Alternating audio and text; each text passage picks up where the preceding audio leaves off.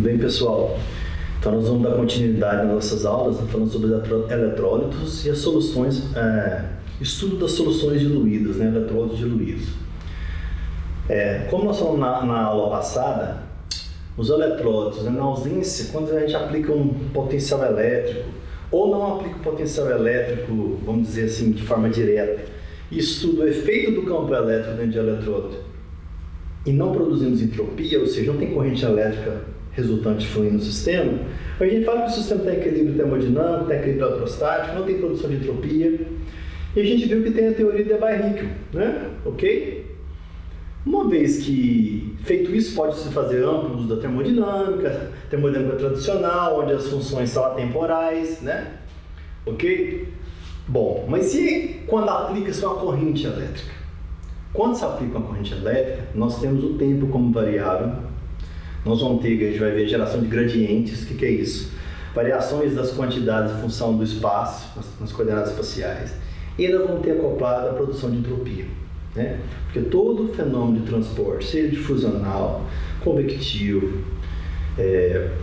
migracional, ele está atrelado a um gradiente, que a gente vai ver que tem a ver com um fluxo, uma força fictícia, vamos assim dizer, alguns autores chamam assim, né? Eu vou passar algumas referências para isso, para vocês estudarem isso melhor. E tem a ver com a produção de entropia, porque todo sistema que produz entropia, ele vai no sentido único, ele é irreversível.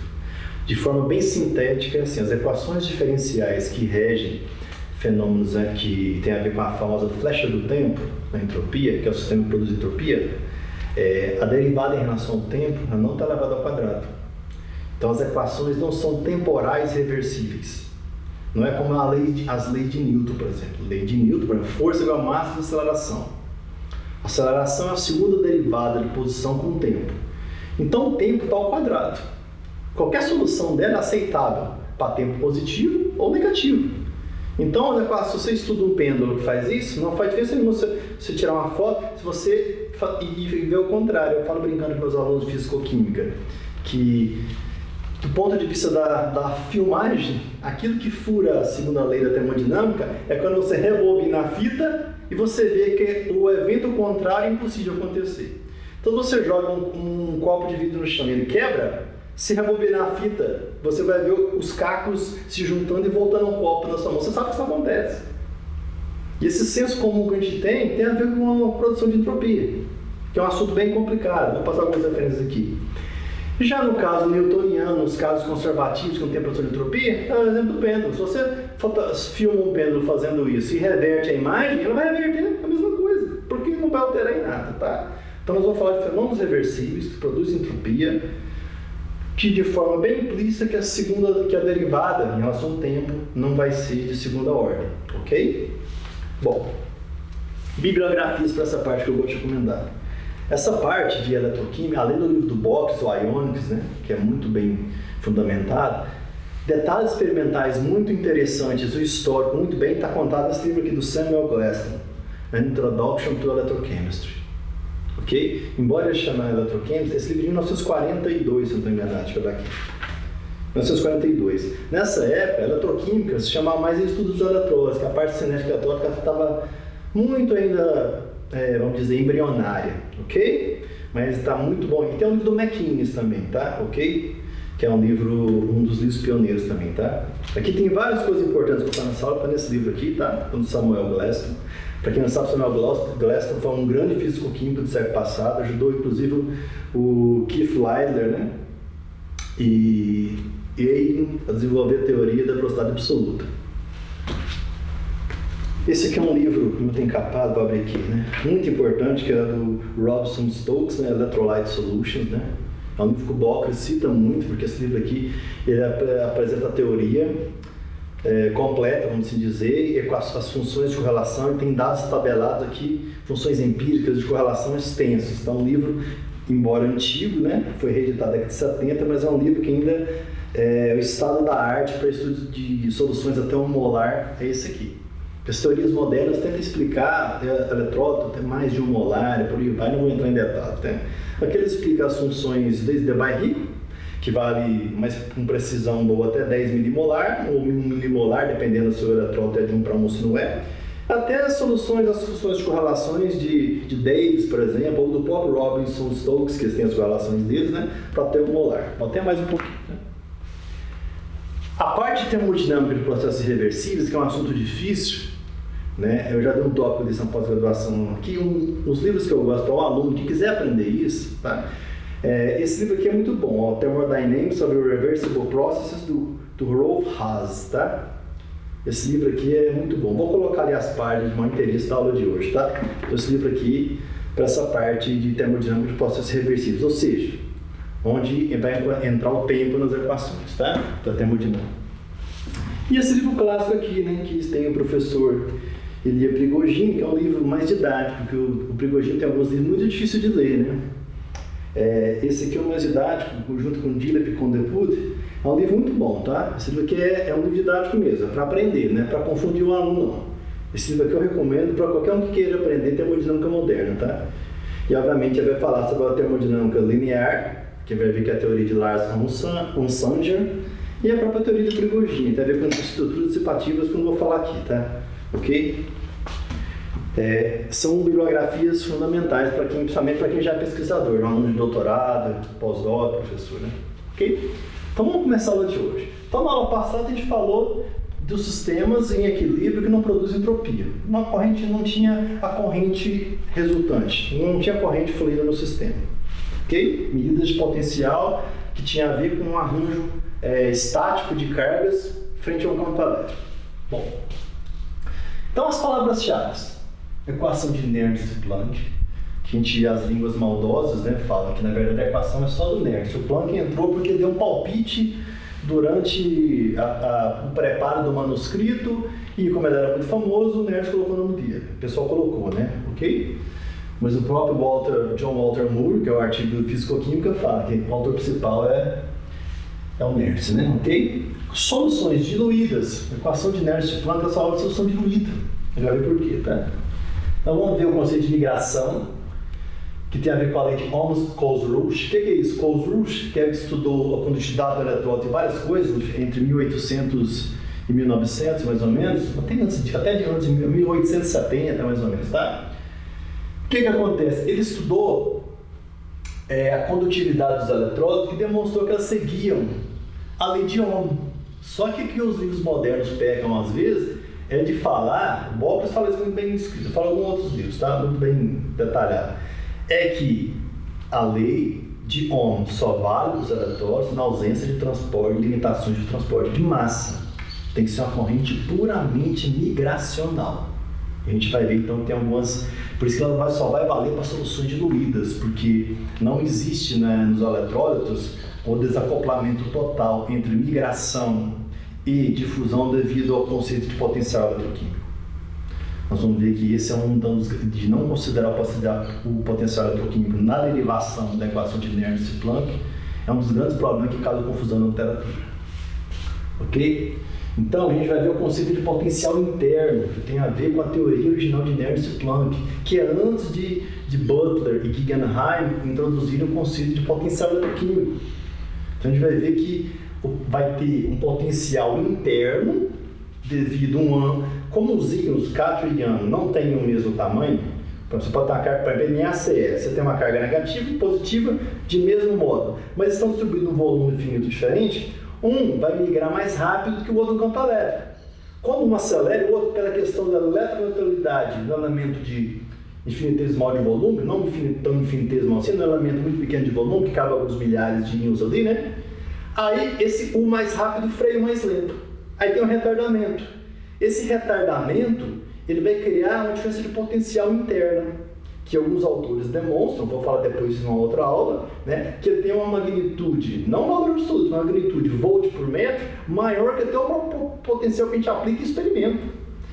De 10 a 100 vezes maior às vezes, tá? Na unidade de volt por metro. Ou seja, intensidade do campo elétrico devido a essa disparidade entre a diferença de mobilidade no campo elétrico. Isso é muito importante, tá? E às vezes as pessoas desprezam isso, tá? E é por isso que, por exemplo, em pontes salinas, tenta-se colocar sempre um eletrólito cuja migração do cátion e do ânion tenha quase que a mesma velocidade no campo elétrico, por exemplo, do KCl. A gente vai ver depois o conceito de número de transporte, né, que seria a fração efetiva da carga que cada íon transmite. Tipo assim, se o número de transporte de um íon é igual ao outro, é porque ele é capaz de transmitir a mesma carga frente a um campo elétrico unitário, por exemplo, 1 volt por metro. O KCl é isso, o K, o potássio hidratado, e o Cl, o cloreto hidratado, eles têm não é igual, mas é bem próximo à mobilidade deles. Então esse efeito é bastante reduzido, esse efeito de um íon ter a velocidade migracional diferente do outro. Então você coloca neles altamente concentrado, por exemplo, num agar-agar, para fazer uma ponte salina, você minimiza bastante essa questão de ter um potencial de contato. Okay? Bom, de forma geral, tá? O seu número de transporte, como eu falei, são intrinsecamente reversíveis. Ou seja, tem a corrente diferente de zero, que vai fluir no experimento, tem a ver com a produção de entropia. Lembra, a variação da entropia total, tá, do sistema isolado vai ser maior que zero. Ok? Bom, então o transporte de íons de solução dos eletródos, eles vão estar associados a uma força motriz, tá? Ok? A gente vai ver depois aqui um pouco o que é essa força motriz, tá? Que não vai ser compensada, tá? Que é aplicada, aliás, né? E não é compensada num tempo médio, tá? De modo a permitir uniformidade espacial. O que é isso? Aplica uma perturbação. Você varia a concentração das espécies na interface ou próximo dela, ali. E, durante esse fenômeno, não dá para da agitação térmica, que é a convecção natural, uniformizar essa concentração. Ok? Então você tem um gradiente formado ali. Ok? Então, tipo, o fluxograma é mais ou menos assim, ó. Tem um campo elétrico externo aplicado, vou usar essa palavra externa para não causar a confusão que os livros causam com potencial interno, que é a equação de Nernst-Planck, tá? Que é devido a essa diferença de migração entre os íons. Tá? Aplica-se isso no experimento, vai se criar umas forças, que é algum tipo de forças fictícias, tá? Ok? Essa força aqui é melhor entendida assim. Eu apliquei uma perturbação, meu sistema causal vai ter uma resposta, e eu tenho uma força, que é o agente transformador. É melhor entender assim, tá ok? Nós temos os íons em solução, então vai ter o transporte de matéria via transferência de impulsos entre colisões sucessivas, ok? Lembrando que, vamos fazer uma analogia, nós temos um condutor elétrico, por exemplo, um fio de cobre, não aplica o potencial externo nele, nenhuma diferença de potencial. Os elétrons estão ali, né? Os elétrons livres estão se movendo com um coeficiente de difusão médio de 150 a 200, depende da temperatura e o tipo do metal, por exemplo, centímetro quadrado por segundo, mas de forma desorientada. Então, a velocidade resultante é neutra. Ok, licença. Uma vez que aplica-se o campo elétrico, esses íons se orientam vetorialmente e vão na direção. Ou seja, os elétrons vão migrar em relação ao polo positivo. Ok? Bom, o que acontece com os íons de solução? Nós temos os íons, sem aplicar um campo externo, entre dois eletrodos de platina, por exemplo, eles estão ali por movimento térmico, né, e agitação, movimento browniano, agitação constante ali, né? A hora que você aplica esse campo, eles se orientam, ok? Então esse é o problema que nós vamos tratar aqui. Nessa orientação, frente a um campo elétrico, nós vamos ter o fenômeno de um íon migrar mais rápido que o outro, vai ter retardamento, criar um campo interno, então vai ter um potencial elétrico interno, um campo interno, ok? E vai ter um campo externo. Então tem um campo externo, que é a perturbação, e o interno devido a um íon migrar diferente do outro. Isso é migração, vamos assim dizer. Então, estou falando vamos assim dizer, que depois eu vou mostrar na frente que tem algumas contradições na literatura, tá? E se além disso gerar numa camada de alguns micrômetros, como nós já vimos na camada de fusão de Nernst, uma diferença de concentração, aí nós temos também a difusão atrelada, ok? Então, a migração devido ao gradiente de potencial elétrico. A difusão devido ao gradiente de concentração, certo? Ok? Então, a abordagem teórica, como pus aqui no livro do Rolf Haas, né, ela está especificamente no assunto que eu estou falando hoje, que é o eletróton, né, está na intrapágina 284 e 304, tá? E no livro do Pondepud Prigogine, está na página 333 até 404, tá? Ok? Eu sugiro ler fortemente esse aqui em primeiro lugar, tá? E depois ler esse, que é mais complicado, tá? Certo? Então vamos aqui, fluxo, J, né? Massa, calor, etc. Uma quantidade que atravessa uma fronteira com uma dada área de secção transversal por tempo. É normal, para facilitar as equações, definir um tempo unitário, uma área unitária, mas tem que ser normalizado por isso, ok? Então, o fluxo é a quantidade por metro quadrado por segundo, ok? Então, define-se normalmente aos casos unitários, tá? Para facilitar a escrita das equações, ok? Bom, no geral, tem-se que, nesse tipo de termodinâmica, a gente está falando de processos reversíveis, tá? Que a gente vai ver que está à luz dos estudos de Lars von Sanger, né? Lars von Sanger, nome difícil de ser falado, né? É o seguinte, fluxo vai ser uma força motriz vezes um coeficiente fenomenológico, tá? Ele demonstrou e estudou o seguinte, fenômenos cruzados. Eu vou tentar ser breve aqui, vou tentar ser didático. Desculpa se eu não for preciso como se diz na palavra científica, mas se o seu exemplo der certo, já está funcionando. Quando uma corrente elétrica flui através de um condutor, fio de tungstênio, por exemplo, ela aquece o fio, pela inegalidade do condutor. Quando esse fio é aquecido, ele aumenta a resistência. Se ele aumenta a resistência, diminui o fluxo. Então, um efeito é cruzado, um efeito influencia o outro, ok?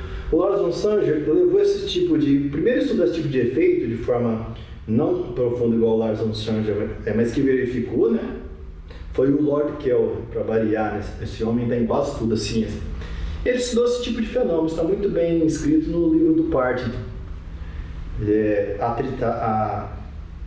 Um tratado de eletroquímica, tá? Que é o livro que tem 5 volumes que eu falei em outras aulas, tá? Que é um dos mais abrangentes que tem de toda a teoria compilada da eletroquímica até a década de 50 do século passado. Ele leu 18.400 artigos, principalmente, como ele relata no volume 1, embaixo dos bunkers, né? Escondido nos bunkers dele durante a Segunda Guerra Mundial para escrever esse livro. Então o cara era um monstro, né? Okay? Diz que quando ele morreu, na casa dele só tinha um livro. Ele tinha mais de 25 na biblioteca particular. Vai escutar. Então, o fluxo, ele vai ser a força motriz coeficiente, né? Esse fluxo vai ser o J ao vetor. Então, um vetor J, um vetor X, tá? Ok? Então, a entidade que não é vetorial é o coeficiente fenomenológico, tá? Que a força motriz vai ser uma entidade, ok? Então, essa teoria vale, presta atenção, U igual A vezes, esse aqui é tipo um Y de forma bem simples, tá? Bem simplória, só para o aluno mais iniciante. Dx, isso aqui pode falar que é equação linear, porque ela não tem termo quadrático, ok? Certo? Então, o que fica implícito aqui, né, no livro também do Prigogine com Depus, é que essas perturbações são muito próximas ao equilíbrio, professor. Muito próximo àquela condição de equilíbrio verdadeiro, onde o tempo não é uma variável, porque está tudo estático, certo? Então, para perturbações muito perto ali do equilíbrio, tá? Chama termodinâmica próxima do equilíbrio, tem-se então a relação de Lars von Sanger, tá? Que é a palavra efeitos cruzados, relação de reciprocidade, e ele demonstrou que se tiver vários efeitos cruzados, vou ser bem sintético aqui, tá? Que a matriz quadrada desses coeficientes terminológicos era simétrica. Então ele demonstrou que, por exemplo, a matriz dele, a relação de reciprocidade é dada por o coeficiente fenomenológico IK vai ser igual ao coeficiente fenomenológico KI. Isso aqui se manifesta, se vocês olharem um livro bom, como sendo a relação de reciprocidade devido à matriz ser simétrica, ok? Fica relacionado assim que um interfere nesse e esse interfere nesse por essa relação de reciprocidade, ok? É o exemplo que eu falei, a corrente passa, aquece, ela aquece, mexe na resistência, a corrente passa menos, aí vai, tá? Okay? Então, se diferentes forças, tá, estão atuando no sistema, a gente vai ter um somatório de coeficientes fenomenológicos, tá? Então, aqui é a generalização desse caso aqui, ok? No nosso caso, a gente vai considerar mais simples, tá? Bom, vamos fazer dessa revisão. Produção de entropia. Bom, quais são as forças motrizes vinculadas ao transporte em solução? A gente sabe da termodinâmica clássica que a variação de entropia de um sistema isolado, né, que a gente chama do universo, um sistema isolado é um micro-universo. O que é o sistema isolado? Ele não troca calor, não troca massa, ele não realiza trabalho na vizinhança. É um micro-universo. Vai ser maior ou igual a zero, tá? Se tiver lá dentro ocorrendo processo espontâneo, vai ser maior que zero. A hora que chegar no equilíbrio, o final do equilíbrio é o ponto zero. Que é aquele gráfico que a gente vê na graduação, né? A gente tem a coordenada da transformação aqui, né? A gente já aprende aqui. Aqui está o S, né? Então, o sistema sempre caminha nesse sentido aqui, né? De ambos os lados. Aqui é o ponto de equilíbrio, né? Uma vez chegando no ponto de equilíbrio, onde essa derivada, que é a coordenada de transformação, é zero, nada mais acontece. Ok? O sistema está estacionário. Bom, interações, então, ou seja, o final de um sistema que é progressivo é buscar o equilíbrio, certo? Bom, então, interações da fronteira sistema de vizinhança. O que acontece, então? Primeira coisa, se considera por simplicidade, mas que é muito usada na dinâmica, né? Que é a capacidade calorífica da vizinhança ela é tão grande que ela vai ser considerada como reservatório de calor. Ou seja, você adiciona calor ou remove da vizinhança, não vai fazer muita diferença para ela. É o exemplo que eu dou para os alunos da graduação. Você joga um cubo de gelo dentro da piscina olímpica e bota o termômetro perto do gelo e longe da piscina olímpica. Você sabe que a hora que equilibrar, se a temperatura da piscina olímpica variar, vai ser na 15ª casa decimal. Ou seja, você pode considerar como reservatório de calor. E no instante você viu que o cubo de gelo derreteu. Por quê? Ele absorveu o calor da piscina olímpica, da água que estava na piscina olímpica. Ou seja, ela funcionou como reservatório de calor para o sistema que era o cubo de gelo derretendo. Okay? Então, interações da fronteira de vizinhança, quando tem variações temporais, é estudado assim. Dentro do sistema vai ter a produção de entropia. Ok? E vai ter a outra parcela, que é a troca de entropia entre a vizinhança e o sistema, tá? Ok? Essa daqui, a DSI, pode ser negativa, desde que a DSE seja positiva, que compense ela e a somatória das duas de maior ou igual a zero, como esse que é o caso da lei geral da termodinâmica, ok? Então, daí vem aquele conceito da vida. A vida tem sistemas organizados, sim. Sistemas organizados com entropia reduzida, mas que, com input de energia para o sistema vivo ser mantido, a obtenção de entropia da vizinhança com a entropia do sistema, vai dar algo maior que zero. Certo? Como manda a lei de segunda termodinâmica. Não vou entrar em detalhes, o livro do Prigogine com Deput discute isso muito bem. Tá? Então, vou ter essa expressão aqui. Ó. A variação da entropia total vai ser menos a parte reversível, mas essa parte, tá? Somando as duas, tem que dar uma taxa da variação aí, que obedece a segunda lei termodinâmica, né? Ok? Aqui alguns livros quiser pegar, no caso da reação química, é possível demonstrar então que a produção da entropia vai ser 1 sobre a temperatura, a taxa da variação da extensão da reação com o tempo, somatório da estequiometria e o potencial químico. Então, isso é geral no físico-químico, isso aqui é muito bem explicado no livro, por exemplo, do professor Walter Moore, Physical Chemistry, ok? Um livro mais didático, né? Ok? Então, vamos para o conceito de balanço de entropia. A gente tem que a densidade do eletrodo vezes a variação da entropia, né? Com o tempo, okay? Da espécie I, vai ser menos o divergente, né? Do vetor fluxo, mais letra ρ aqui, que é a taxa de produção de entropia por volume. Ou seja, medida em joule por Kelvin por metro cúbico, ok? O divergente, então, do fluxo vai ser igual à produção da entropia, que tem a ver com o termo externo, né, que é a troca entre vizinhança e sistema. E o ρ, ele aqui é a produção interna de entropia. Isso aqui é o S gerado no sistema, certo? O que é a palavra importante, tá? Então, a letra ρ aqui é entropia gerada no sistema, certo? Então, para cada tipo de transporte, vamos focar aqui em migração, né?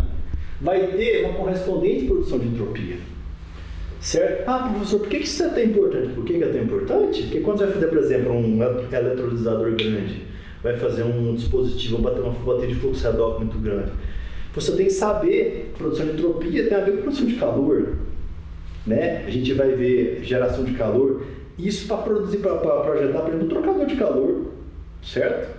Então, isso aqui é primordial do ponto de vista da engenharia para fazer dimensionamento de trocador de calor e outras coisas, estudar a taxa de aquecimento. Você quer que o sistema seja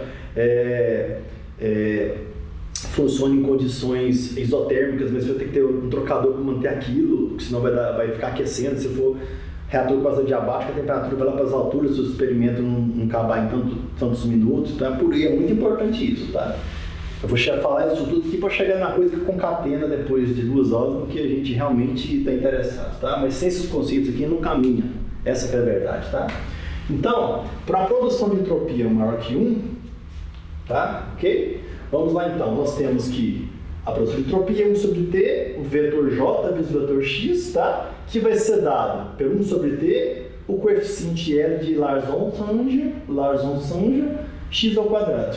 Aí nós temos que a produção de entropia vai ser Joule, metro cúbico por segundo por quilo, tá? Ok?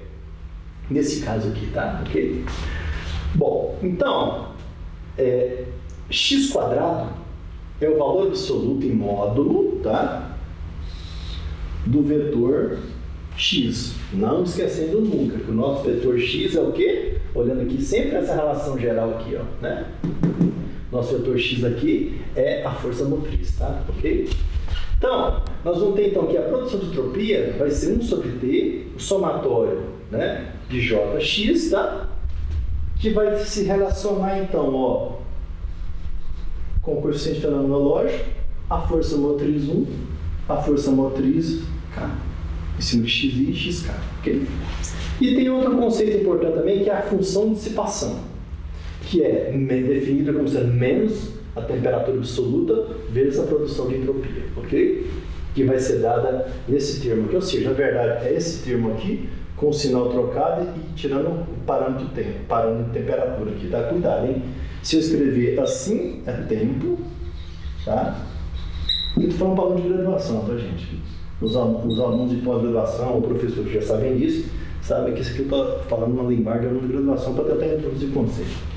E aqui é a temperatura, tá? Absoluta, tá? Que é a medida em Kelvin, né? Que é que tem relevância termodinâmica, tem relevância física. As outras escalas de temperatura têm pouca relevância. Ah, professor, por que começa a calorimetria em Kelvin? Porque em calorimetria não está preocupado com o valor da temperatura em si, é com um delta. Como a escala centígrada de Celsius em escala Kelvin também é, um delta T em Celsius vai dar a mesma coisa que um delta T em Kelvin, não faz diferença nenhuma. Mas toda vez que tiver que usar na equação físico-química a temperatura, sem ser uma variação de temperatura, tem que ser em Kelvin, senão dá tudo errado, tá? Okay? Porque não tem significado físico as outras, tá ok? Porque a temperatura em Kelvin tem a ver com a segunda lei termodinâmica. Não só com ela, a terceira lei termodinâmica, desculpa. Postulado de Nernst. Caso 1. Vamos falar então do caso 1 agora, tentar aplicar isso aqui de uma forma mais, agora mais didática, vamos dizer assim. Vamos lembrar que a lei de Ohm, a gente vai falar que U igual a R vezes Z, ou seja, diferença de potencial é resistência vezes a corrente que passa o sistema. Isso é uma lei linear, porque não tem termo quadrático. U igual a R vezes I, a equação de Y igual a dx, ok? Equação de uma reta que passa pela origem, né? Ok? Então, vamos chamar aqui, tocando variável, U, vamos chamar de φ, R vezes I, né? Isolando o I, 1 sobre R, φ. O inverso da resistência é a condutividade, tá? O kappa aqui. Ok?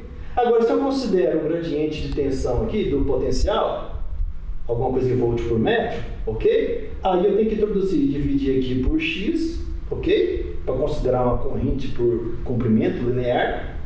E tem que colocar um negativo aqui. Porque esse gradiente ele vai ser negativo, porque vai sempre, qualquer fluxo espontâneo, né, que produz entropia, vai do mais para o menos, certo? Então, como o gradiente é negativo, a gente tem que colocar negativo aqui para o fluxo não ser negativo, não existe fluxo negativo, com a convenção da física, né? Então, quando se escreve J igual a menos kappa de onde e φ sobre x, nós estamos falando da lei de Ohm em uma dimensão. Então, isso é a mesma coisa que o U, que é igual a R vezes I, que é igual a φ R vezes I. Certo? Então, a lei de Ohm, colocando o vetor, vai ser escrito dessa forma aqui, ó. O que é o grade de φ? Eu estou tratando um problema em 3 dimensões. Lembrando que o gradiente é derivado nas 3 coordenadas espaciais x, y, z. Então, a lei de Ohm generalizada, ela é escrita então, um vetor J, corrente, densidade corrente, linear, se for um problema linear. Se for um problema de 2 dimensões por metro quadrado, um problema de 3 dimensões em metro cúbico, por aí vai. Menos a condutividade e o gradiente do potencial elétrico. Certo? Que é a derivada dele em relação às coordenadas espaciais. Tá? Lembrando que a condutividade é a inversa da resistividade. Tá? Okay? Bom, e no caso unidimensional? Para que tem interessado ainda? Quando tem um fio fino e comprido, a gente trata o caso unidimensional. Tá? J menos kappa, derivada em relação a x. Certo? Nesse caso unidimensional, que é mais fácil mais didático de trabalhar, né? Esse aqui é calor. Vou usar o Q minúsculo, tá? Nessa aula. Para calor, unidade de energia, né? E o Q maiúsculo para carga, tá? Carga elétrica, tá? certo? Só para não fazer confusão. Então, a variação do calor com o tempo vai ser o kappa vezes o gradiente do potencial elétrico ao quadrado. Isso vai ser igual a temperatura absoluta vezes a produção de entropia, tá?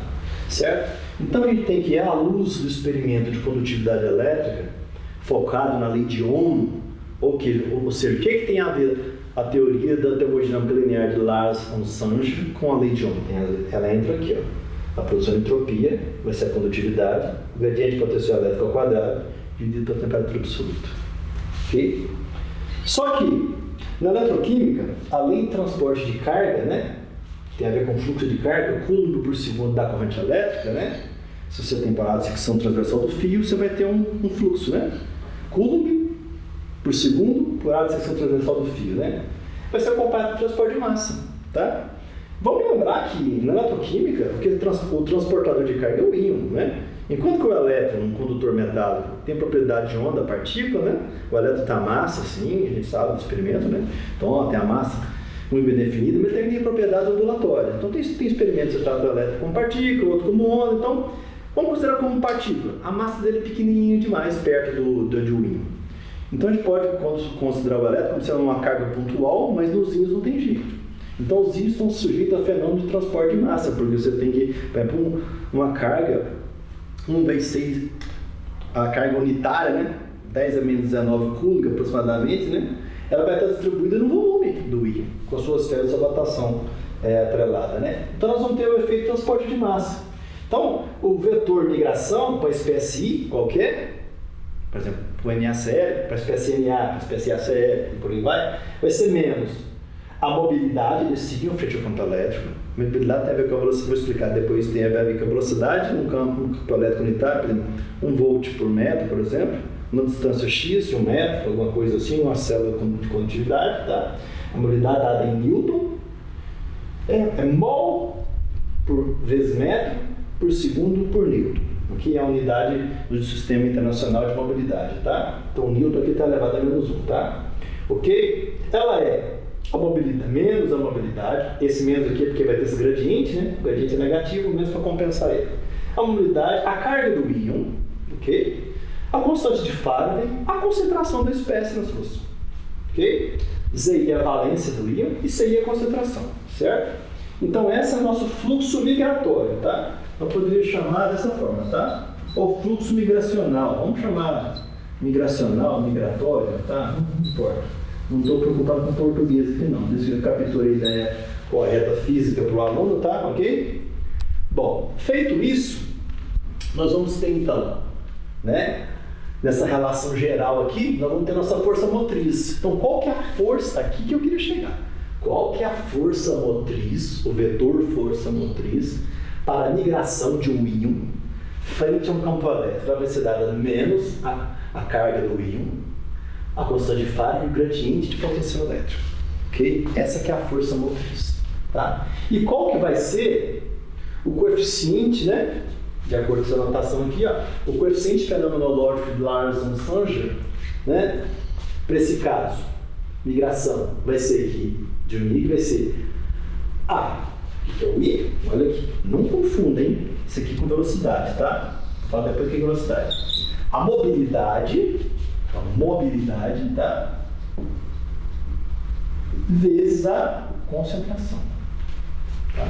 Depois nós vamos ver que, de acordo com a lei de Coase-Roush, né, da condutividade, quanto mais concentrado o eletróton, a mobilidade intrínseca, que é a mobilidade normal dos átomos de mola, diminui. A gente vai ver isso depois, mas por enquanto não fala disso não. Então está tratando de solução muito diluída, a gente pode, por enquanto, desconsiderar isso, tá? Ok? E vamos lembrar também o fluxo e a lei de Faraday, né? Então, nós vamos ter um fluxo aqui de carga, né, em coulomb por segundo, certo? Que vai ser igual ao somatório dos íons, né, da sua carga, né, vezes o F e o fluxo JI, ou seja, o migracional, né, ok? Então, vamos lá. Então, nós vamos ter o seguinte, ó, combinando essas equações, nós vamos ter o seguinte, tá? Ok? Então, vai aparecer esse parâmetro aqui, ó. Tá? Agora sobre a parte vetorial, tá? O módulo desse vetor é menos o I. O que é o I aqui? É a mobilidade iônica, tá? que é definido como sendo módulo, tá? Não existe mobilidade iônica negativa, tá? Ela é o módulo da carga do íon, constante de Faraday e... O que é o I? Não esqueça, não confundem a mobilidade, tá? Ok? Bom, então, esse aqui é o arraste de íons por gradientes de potência elétrica e concentração. Então é o seguinte, ó, o íon pode migrar do ponto A para o ponto B na solução devido a ter uma diferença de potência elétrica ou diferença de concentração. A gente vai ver que um está induzido com o outro, ok? De acordo com a Nernst e Planck. A densidade total de corrente elétrica, então, vai ser o seguinte, ó, a densidade total de corrente vai ser o somatório das correntes, né, ok? E nós vamos ter, então, essa corrente aqui, ó, somatório, tá? Mas só na parte aqui, migracional. Somatório que eu quero dizer é porque tem vários riscos que carrega a corrente, né? Tem o cátio, tem o ânion, pode ser um eletrodo misto, um eletrodo binário, por aí vai, tá? Eu quero dizer o seguinte, ó, a corrente migracional, que é a única que está atrelada à lei de Ohm, Coase-Roush, por quê? Foi o Coase-Roush que demonstrou isso experimentalmente, tá? E a teoria que trabalhou isso foi Clausius, tá? Ok? Na verdade, seria o certo, seria Ohm, Coase-Roush, Clausius, tá? Que foram quem trabalhou com isso.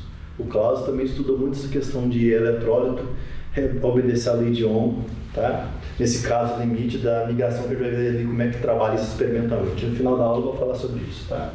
Então, nós temos, então, que essa quantidade grande aqui, ela vai se tornar, então, menos a condutividade com o gradiente potencial.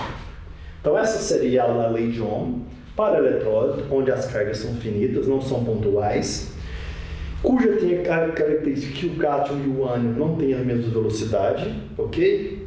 Certo?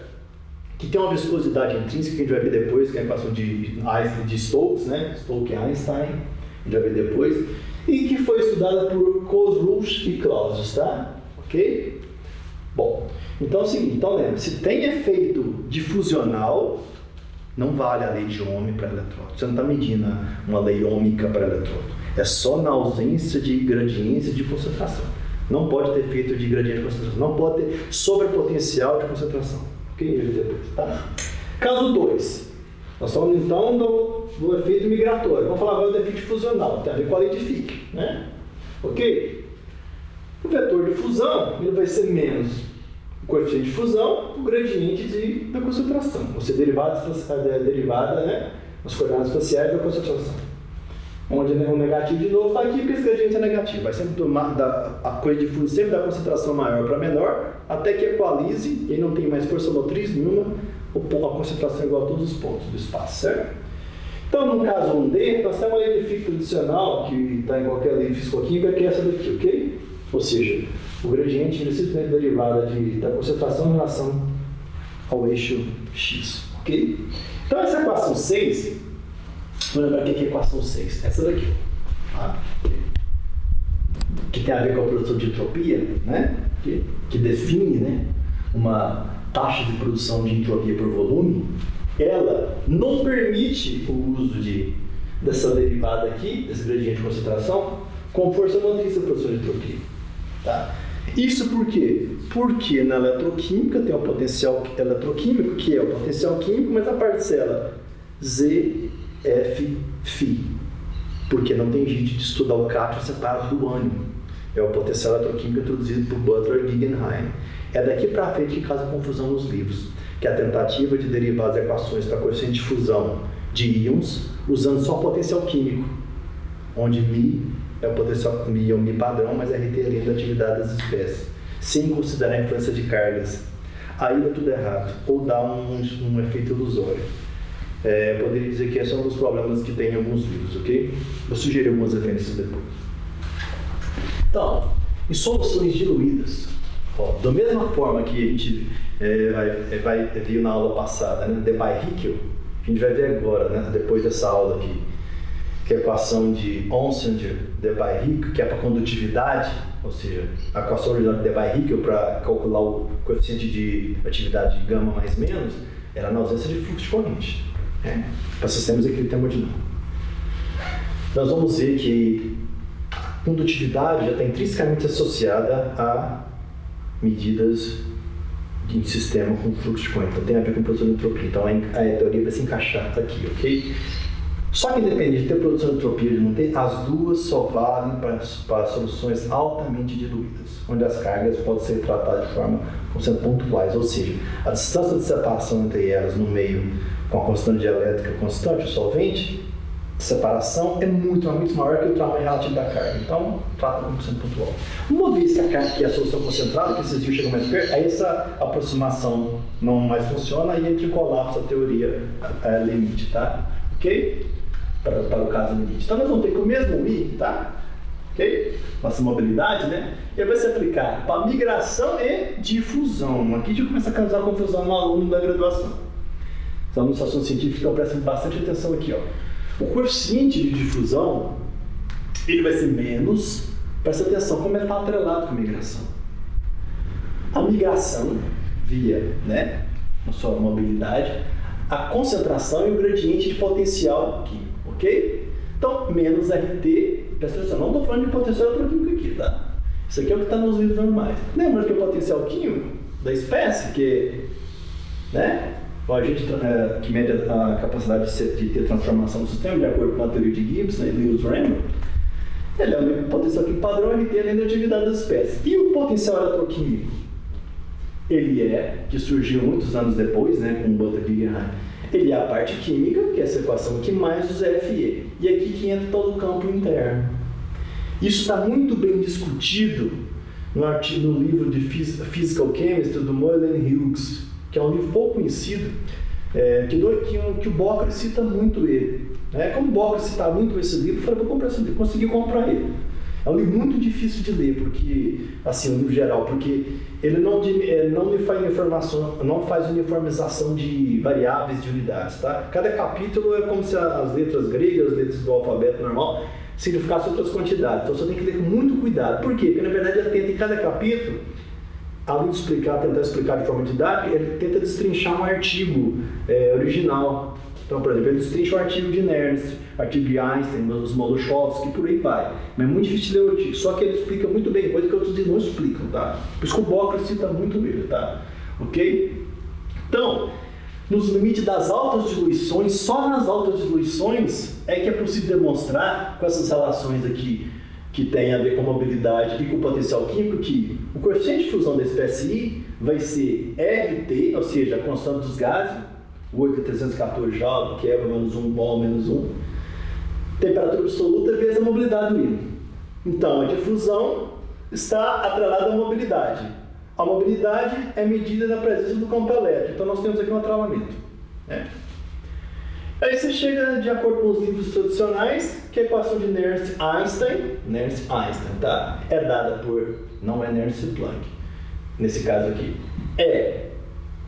o coeficiente de fusão dividido por U, vamos lembrar o que é U. É a mobilidade iônica, tá, ok?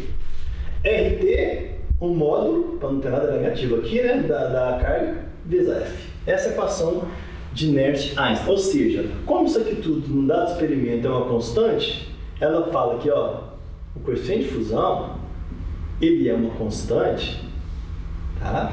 Certo? Vezes o UI, que é a nossa mobilidade iônica, que está atrelado, né, ao estudo da presença de campo elétrico externo.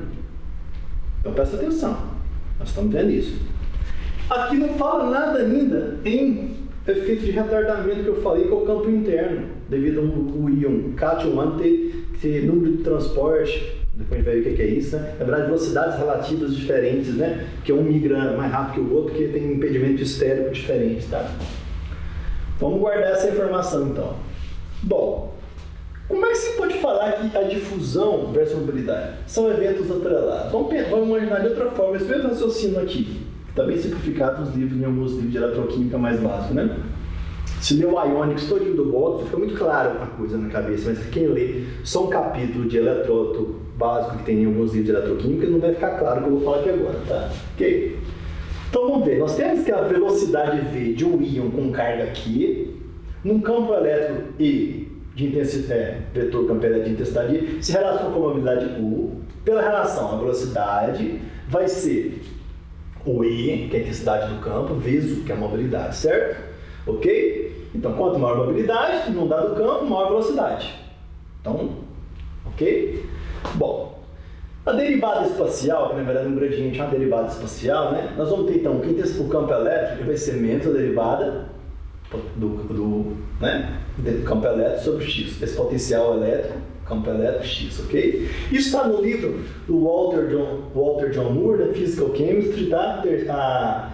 A quarta edição de 1972, tá? Que é um livro muito bom, um livro de eletroquímica que eu já falei em outras aulas aqui, de fisicoquímica, desculpa, mas que tem um capítulo de eletroquímica muito bom, como o próprio Bockris fala, tá? O Bockris foi o revisor desse livro. Então, a gente tem que íons migram na ausência de potencial, agora sim, nós vamos ver por quê. Na ausência de potencial externo, se o potencial for diferente de zero. Mas qual o potencial que ele está querendo dizer aqui? Tem que ser o potencial eletroquímico. Tem que ser o potencial eletroquímico, porque senão não vai fazer sentido. Ok? Então, inclusive o Moore até fala uma coisa que o aluno pode achar contraditória. Ele fala assim, como é que eu defino? Difusão. O que é difusão no livro do Moore? É a migração de espécies entre gradientes de potencial químico. Mas migração é diferente de difusão. Então, o aluno já começa a fazer confusão. Tá? Então, muito cuidado com isso. Olha, presta atenção. A definição de difusão é a migração de espécies devido... Ele não fala movimento, transporte, ele fala migração. Okay? Então, a força atrás da difusão é menos 1 sobre 1 de Avogadro vezes a derivada do potencial químico, a posição na temperatura. E a velocidade do íon vai ser menos a mobilidade, número de Avogadro, a carga, dividido a derivada do I, que também está faltando, né? Tem que ser na temperatura, ok? Certo. Qual é o fluxo que ele chama de S da espécie I no eixo X, né? É menos a mobilidade sobre a carga, a concentração sobre o de Avogadro, a taxa da variação do potencial eletroquímico, do potencial químico com a posição. Quando é muito diluído, se é muito diluído, a gente sabe que como a atividade, né, vai ser dada pelo gama vezes a concentração, se C tende a 0, o gama tende a 1. Aí você pode falar que em termos numéricos, A é equivalente a C. Mas não é tão simples assim, porque quando a gente fala em concentração, não vai precisar de falar de potencial eletroquímico. O potencial eletroquímico está intrinsecamente vinculado com a atividade. Okay? E aí que é importante ler o livro do Bockris, Red Ionics, ok? Então, no limite de alta diluição, só e somente esse limite de alta diluição é que nós vamos ter, nas condições de Debye, Hickel, Onsanger, que a gente vai ver na próxima aula, né? Que é a equação de transporte geral complicadíssima, mas só válida para eletródos muito diluídos, porque a teoria de eletródos concentrados é muito complicada. A hora que eu estou falando concentrado, 0 molar, tá? Ok? Então, nós vamos ter aqui, ó, essa questão do potencial químico, ok? Estou fazendo agora aqui papel de advogado do diabo, tá? Pegando o livro do Moore, falando nele, nós vamos falar de outro livro. Onde não é o potencial eletroquímico, obviamente, não tem parte elétrica aqui. Nós temos que, por relações de derivada, que isso aqui é igual, a taxa da derivada com a posição vai ser o RT, CI, derivada de C com dx, propriedade LN, né? Ok? Lembrando que a derivada do valor padrão, como é a constante, vai dar 0, né? Então nós temos que essa equação pode ser expressa, se diferenciada dos dois lados, por essa equação. Então isso aqui é essa daqui diferenciada, tá? Por enquanto, derivada da esquerda e direita. Então nós temos que, no caso do livro do Moore, como ele explica, que é um dos melhores livros que tem, presta atenção, que esse fluxo, né, ok? Vai ser menos KBT, cai a constante de Boltzmann, que é o R, constante de desgaste, dividido pelo número de Avogadro, tá? Ok? Vezes T vai ser a mobilidade sobre a carga, a derivada da concentração com a posição. Aí chega-se, tá? Nesse livro do Moore, nessa expressão aqui. Então, o coeficiente de fusão da espécie I é KBT sobre QI UI. Bom, vamos comparar essa equação, aqui que lembra, eu estou falando para um público amplo, hein? Desde meus alunos de estação científica, ou outros alunos de estação científica, não são meus, né, que estão assistindo esse vídeo, até aluno de mestrado e doutorado. Então, aqueles que já sabem isso, é porque eu estou falando para o público amplo. Então, me desculpe, mas eu tenho que falar, tá? Essa relação aqui é o seguinte, ó, presta atenção. É a mesma dessa. Qual que é a diferença? Essa aqui está na base molar, né? Porque KB é o R sobre NA, ok? Então, e não colocou a carga explícita aqui, considera a carga unitária, valor 1, só por causa disso, tá? Q igual a 1, definido igual a 1, tá? É a mesma relação, está te falando que tem uma constante aqui, um casão, que é RT, outro casão aqui, que é KBT vezes a carga unitária, está falando que DI é diretamente proporcional à mobilidade. DI diretamente proporcional à mobilidade. E novamente, não aparece aqui nada de potencial elétrico interno. Não aparece. Que eu falei, tá entendendo? E, alternativamente, substituindo, pode-se demonstrar que RT a gente vai ver depois eu vou falar o que é isso ainda, a condutividade, né? É intrínseca, que a gente chama de condutividade específica, né? Que é a condutividade mesurada pela concentração, constante de Faraday ao quadrado e pela valência. Bom, nesse caso aqui, não se considera a questão do campo externo, mas na verdade a gente vai ver, se ler o artigo de Nernst, que está muito bem explicado aqui no livro do Molen-Hughes, tá? E uma discussão muito boa no livro do Newman et al., que é o Electrochemical Systems, né? Lembrando que o Newman é um grande especialista em fenômeno de transporte, trabalha pela Eletroquímica, a terceira edição.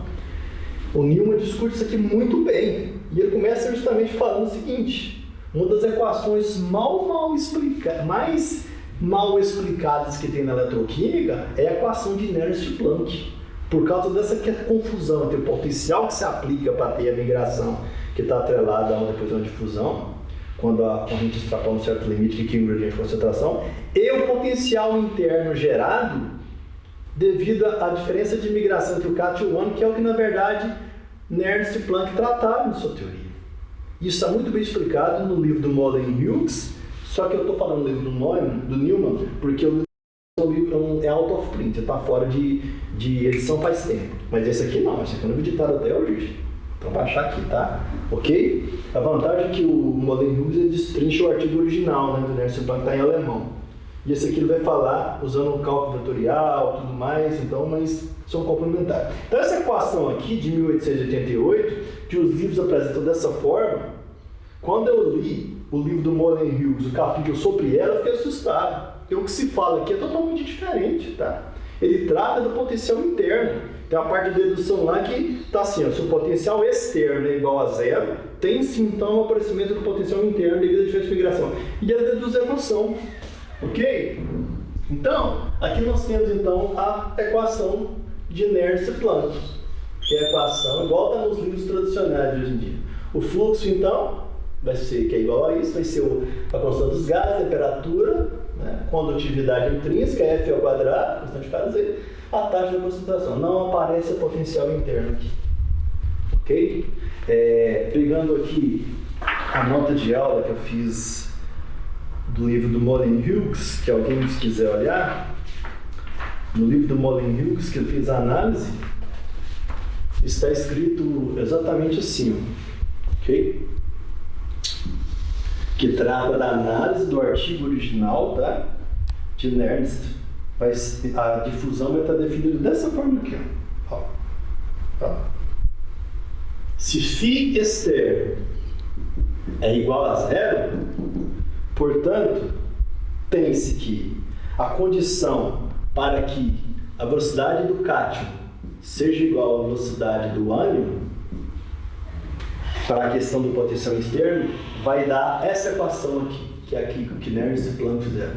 O coeficiente de fusão vai ser 2 vezes KB T normalizado pela condutividade só devido ao cátion, mais a condutividade só devido ao ânion. Mobilidade, na verdade, ele usa outra letra.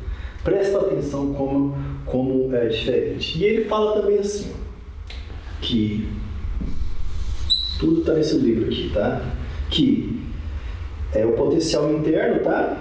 A dependência com a mobilidade de acordo com o potencial interno, então se dá da seguinte forma: com o coeficiente de fusão, ele vai ser o KB T, a carga elementar E, 1,6 vezes 10 menos 19 Coulomb, né? 2 vezes a velocidade, tá? Do cátion, vezes a velocidade do ânion no campo elétrico unitário, dividido pela velocidade do cátion, mais a velocidade do ânion. É isso aqui que é dado como equação de Nernst. Ele nem chama de Planck. Aí lá ele explica que o nome do Planck entrou aqui porque o Planck era uma pessoa muito influente. É isso que está no artigo original do Nernst, analisado no livro do Molen e Hughes de forma bem criteriosa. Ou seja, compare essa equação aqui com essa daqui agora, que está nos livros tradicionais. Por isso que eu falo para meus alunos, ler livro antigo faz bem para a saúde. Ok? Muita coisa que eu já li em livros modernos que falam, no livro fulano de tal fala bem, não fala nada. O artigo que você vai ler original não fala nada, as pessoas simplificam as coisas, tá? Presta atenção, obviamente a mobilidade está escondida aqui. O detalhe é que nessa derivada aqui, o Nernst,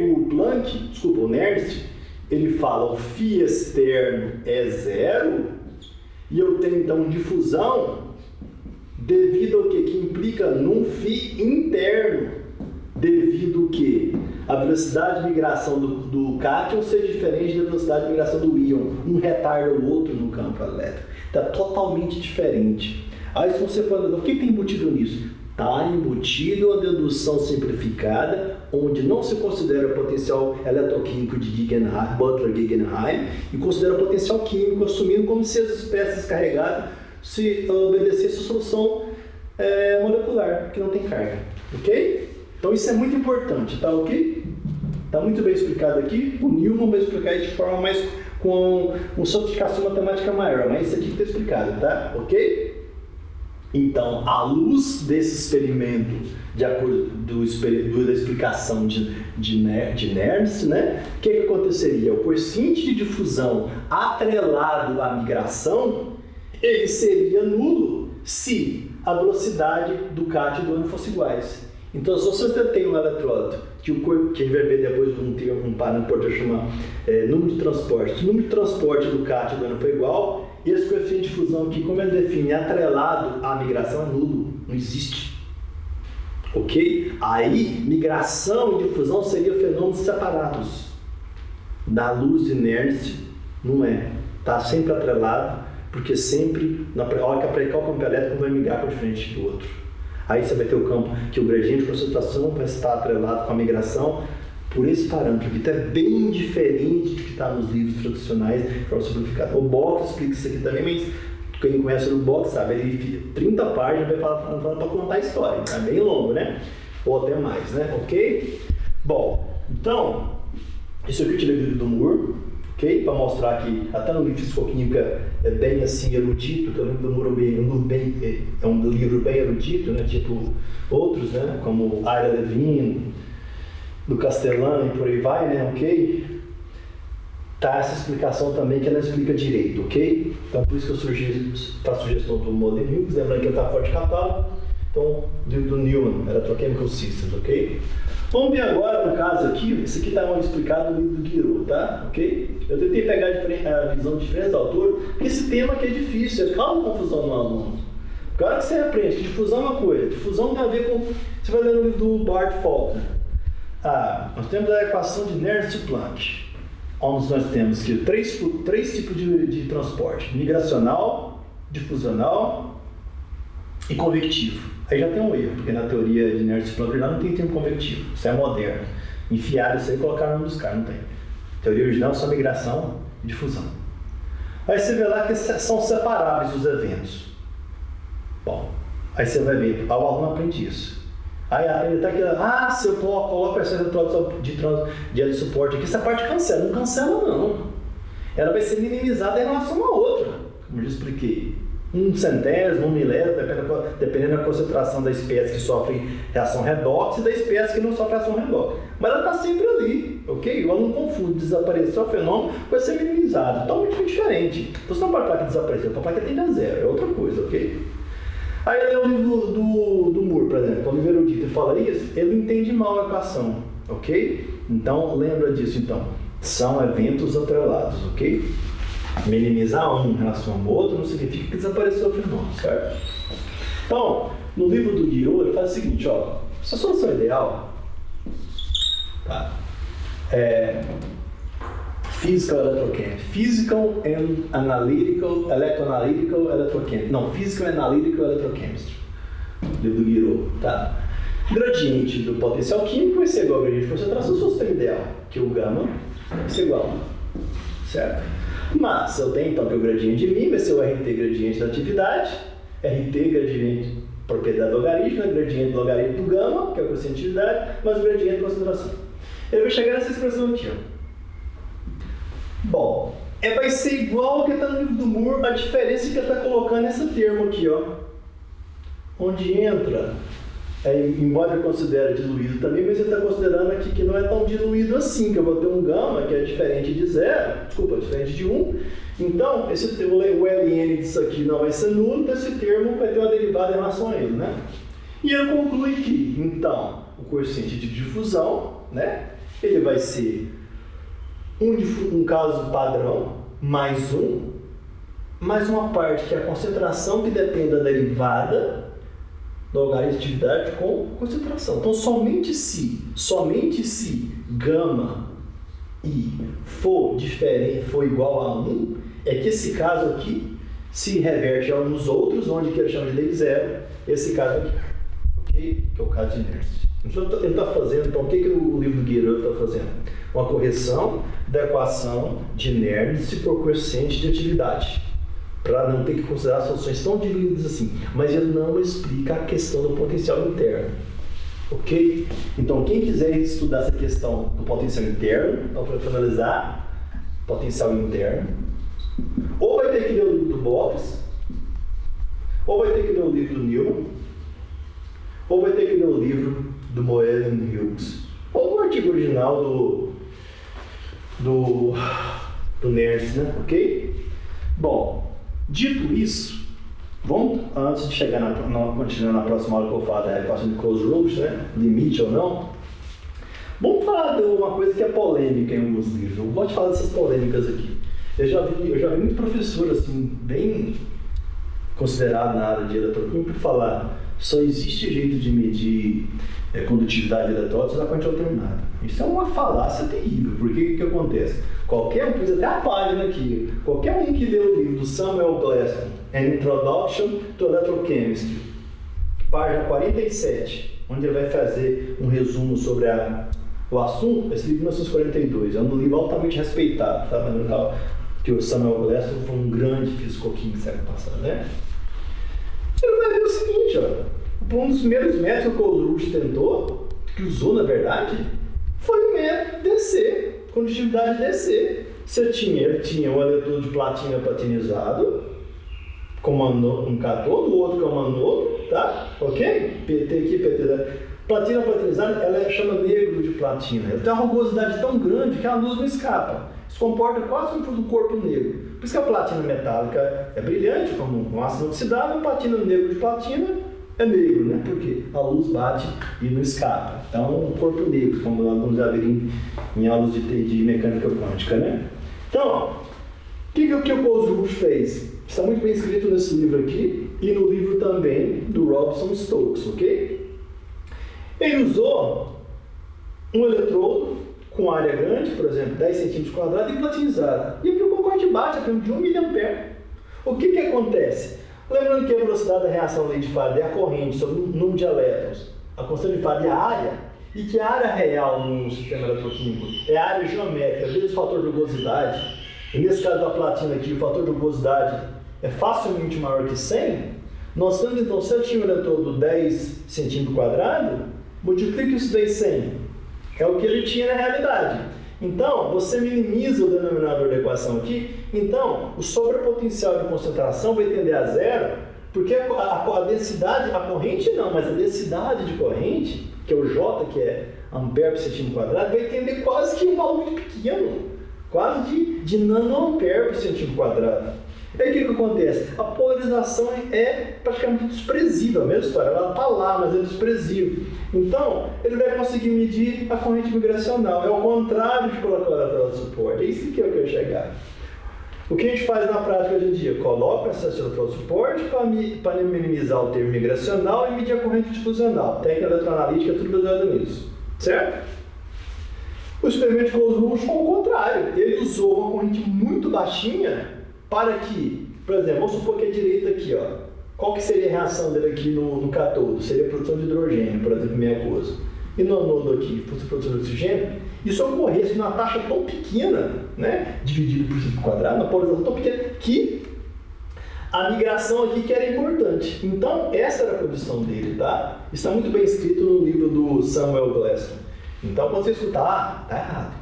Inclusive, nessa época aqui, o problemático para eles era o método AC, de corrente alternada, porque ele usava a ponte de Wheatstone, né, que é um dispositivo onde você tem as resistências e um galvanômetro no meio, para fazer a compensação da parte das impedâncias, para ver a corrente zero no galvanômetro.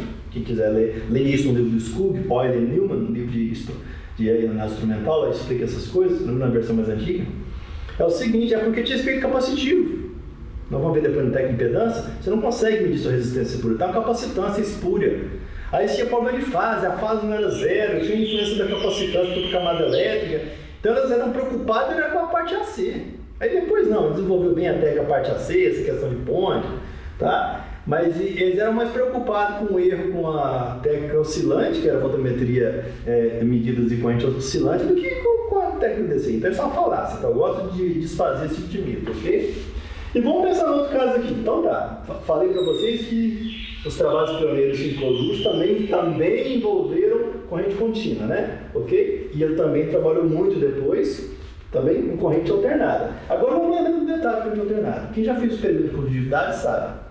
1 kHz eu meço aqui, calibro meu sistema numa solução de KCl conhecida, que é muito bem estudada, para não ter que estudar o tal do parâmetro de geometria da célula, que é chato de calcular.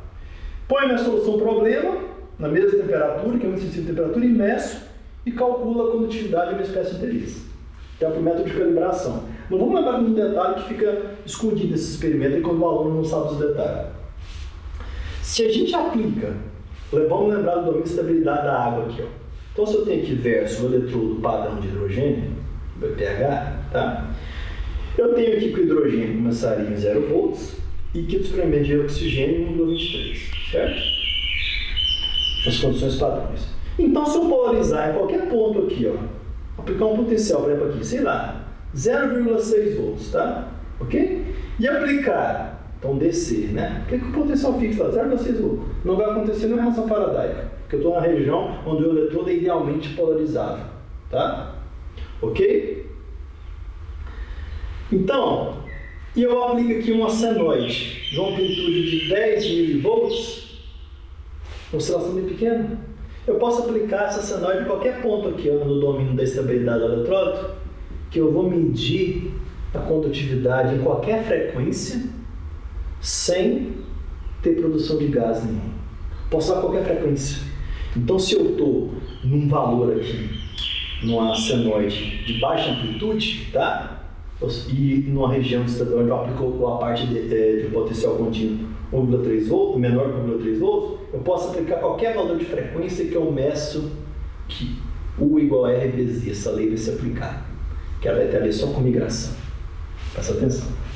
Agora, se eu uso uma senoide 110 volts, 220 volts, igual que vem das linhas de transmissão, que abastece nossas casas, no laboratório, aí eu tenho que usar uma frequência alta. Por quê? Eu tenho que usar a frequência mais alta que tem a ver com a constante de tempo da cinética da reação. Para que, a hora que a reação tem eminência, a hora que eu tenho essa senoide aqui, ó, para cada ramo dela positivo que ela oxida, ela reduza na mesma quantidade a espécie que ela oxidou. Aí fica na interface, uma interface muito curta, né? Uma camada fusional muito estreita na interface do eletrodo, quase que desprezível, onde tudo que eu preciso é reduzido.